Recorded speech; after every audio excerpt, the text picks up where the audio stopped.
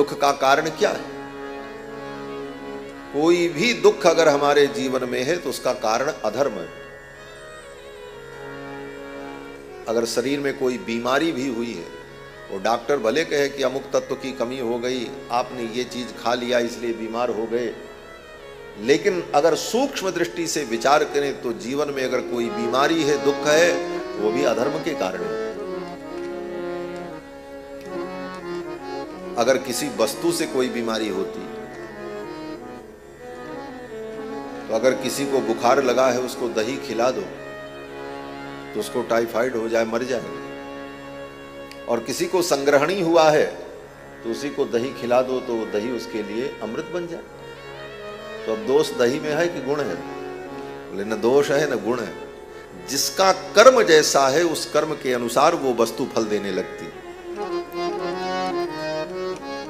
कर्म के अनुसार वस्तु में उन वस्तुओं का प्रभाव हमारे जीवन में दिखता है, तो हम वस्तुओं के प्रभाव तक अपनी बुद्धि को रख देते हैं, उसके पीछे जो कर्म कारण है उस पर विचार नहीं करते। तो संसार में दुख भी अगर कहीं है तो वो पाप के कारण है, कर्मों के कारण है। राम जी के राज्य में कोई दुखी नहीं हुआ, राम जी के राज्य में किसी को कोई दुख नहीं हुआ। कारण क्योंकि राम जी के राज्य में किसी के जीवन में पाप नहीं, सब अपने स्वधर्म का पालन करते, सब अपने स्वधर्म का पालन करते।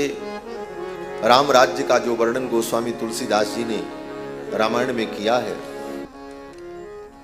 सब बातें मूल रूप से इसमें कही गई। राम जी के राज्य में कोई दुखी नहीं, कोई दीन नहीं, कोई अबुध नहीं, कोई अज्ञानी नहीं, सब परस्पर प्रेम करने वाले, किसी का किसी से द्वेष नहीं, किसी का किसी से झगड़ा नहीं, और सब अपने अपने निज पथ पर अपने स्वधर्म पर चलते, स्वधर्म का पालन करते।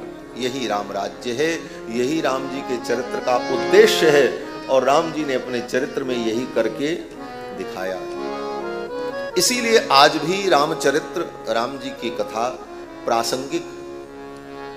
लोग कहते हैं 9 लाख वर्ष पहले राम जी का अवतार हुआ, राम जी ने जो किया वो इतिहास है।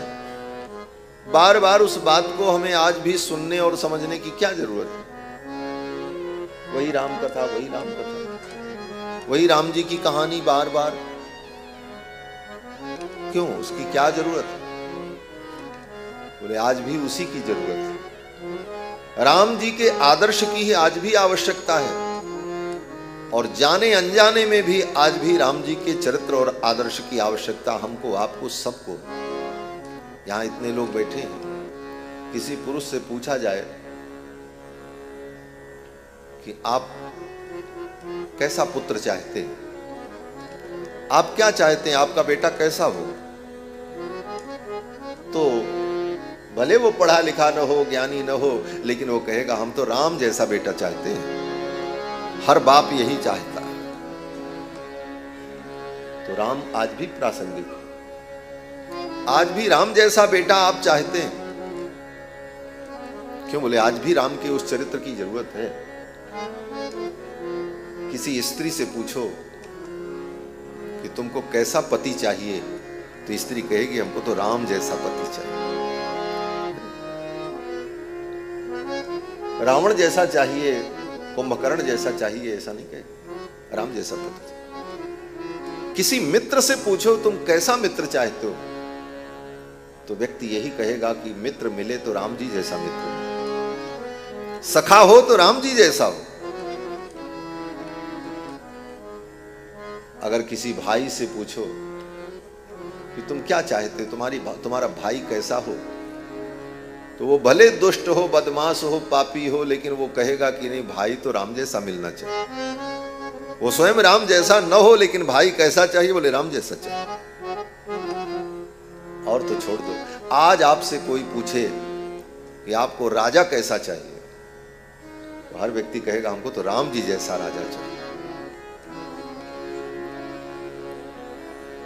और तो और अगर किसी से कोई पूछे कि तुमको दुश्मन कैसा चाहिए, तो दुश्मन भी मिले तो राम जी जैसा मिले, कल्याण हो जाए। राम आज भी प्रासंगिक हैं, और राम जी की आज भी हमारे जीवन में आवश्यकता है। इसीलिए राम का चरित्र आज भी लाखों वर्षों से सुना जा रहा है, और इस पर विचार करते हैं। चिंतन करते हैं और यही रामचरित्र आज भी समाज को जीवंत बनाए। आज राम जी का चरित्र व्यक्ति के जीवन से निकल जाए।